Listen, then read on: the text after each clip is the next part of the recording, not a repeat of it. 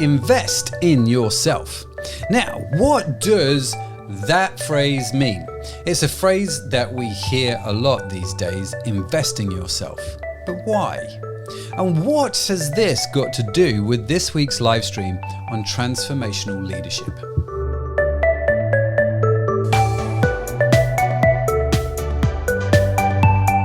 Hi, my name is Matt Edmondson and welcome to this week's Between Sunday as we just take a little bit of a deep dive into last Sunday's talk where we looked at this idea of transformational leadership.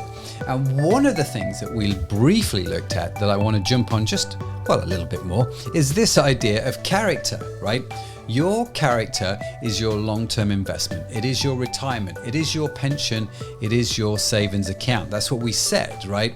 And so if character is all of this, it's amazing and it's brilliant and it's so important. How do we build it? How do we build our character? Well, you wouldn't be surprised to learn that the internet has an awful lot of advice to give us on this, right? Which brings us back to this idea of how to invest in yourself. How do I make a better me? How do I grow? How do I develop? And a common answer to those questions is this idea of investing in yourself. So if I'm going to do that, what's the advice, Mr. Internet? Please let me know. Well, here's a list in no particular order. These are some of the common things that I've found.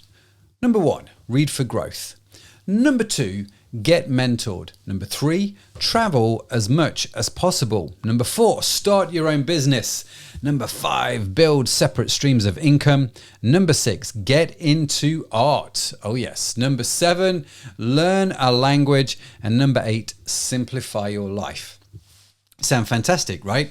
And you know what? I think these are all great ideas. And I try and do most of them.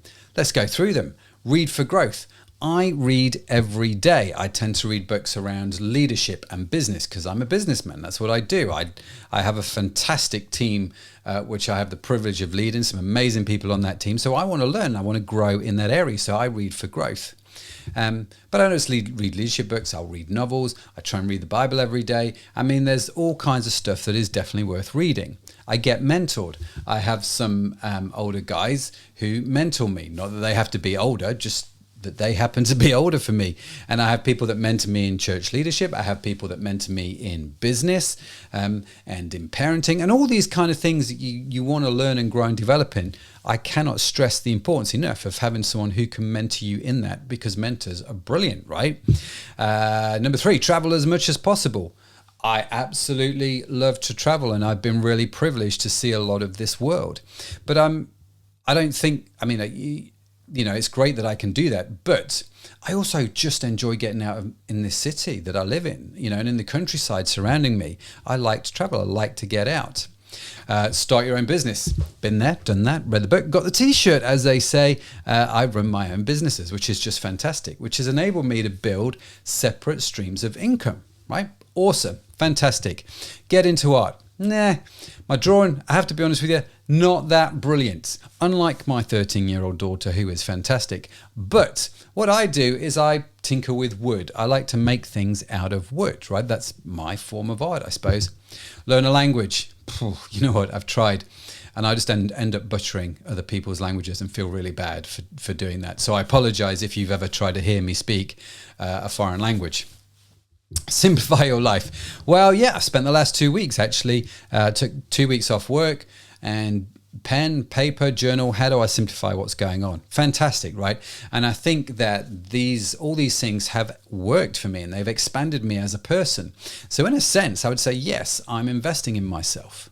But, and it's a big but, if you forgive the pun, let me ask you a question. Do all of these things, do they help develop my character? Now, I think they work on a surface level, but I don't think they get down deep into my heart and develop the essence of who I am. You've heard this phrase, right? To paper over the cracks.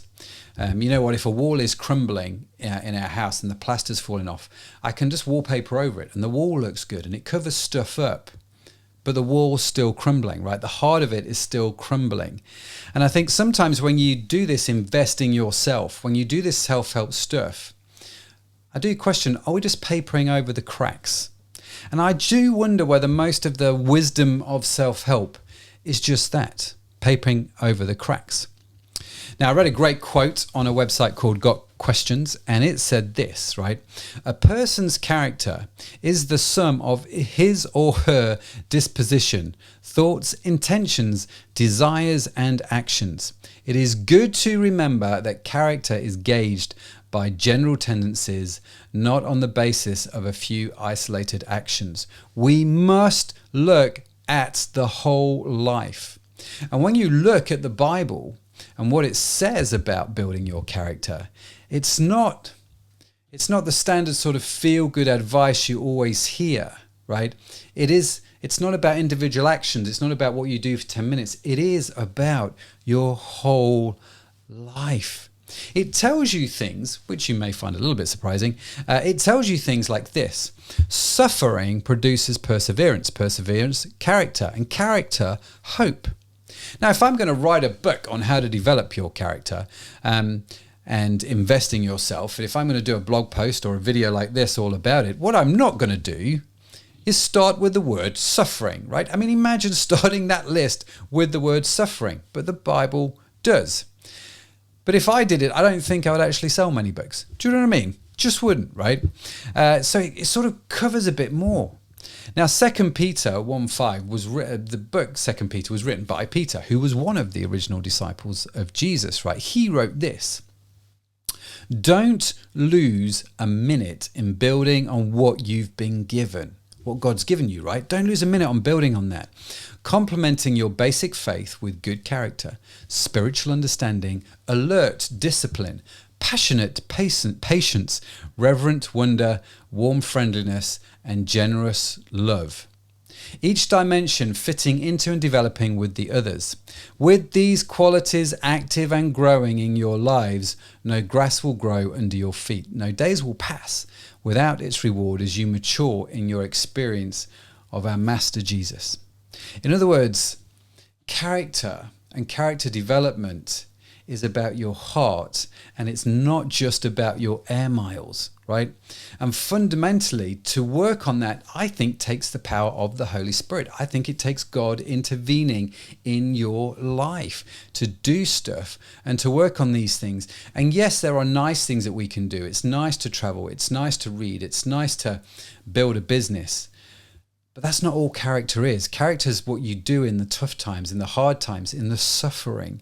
It's about building patience. It's about, and not just patience. Look at the language they used, right? I mean, it's just phenomenal in the Bible when it talks about passionate patience, and it talks about alert discipline and reverent wonder and warm friendliness. I mean, these are just insane things. And to do that, I think, is going to take God's help. But that's what we need to develop character. So let me encourage you to let God do stuff in you that is more than just surface level. Let him take you deeper. Because as Peter says, if we do, no day will pass without its reward. No day will pass without its reward as you mature in your experience of our Master Jesus. In other words, we get to live our best life. Hey, listen, I want to thank you for taking the time to watch this video. If you are this far in, do me a favor, hit that like button and hit that subscribe button, the notifications. It all helps us. It will be so cool if you could do that, and I would really, really appreciate it. Also, let me know your biggest takeaway in the comments below this video. I would just love to see what you guys get out of it. And finally, if you don't already attend a church or you'd like to know more about this Jesus that we talk about, I'd love to invite you to our Sunday live stream. They're normally about 45 minutes to an hour long. You are more than welcome to come join us as we just sort of journey our way through the Gospels and read just about Jesus and all the cool stuff that goes on. Like last week, we talked about transformational leadership and all this kind of good stuff we get to talk about. So why not come and join us? If you would like to know more on the live stream, then just hit the website link below, frontline.city, and we would love to welcome you and meet you and see you in there. Have a great day, guys. Thanks for watching, and I'll see you soon.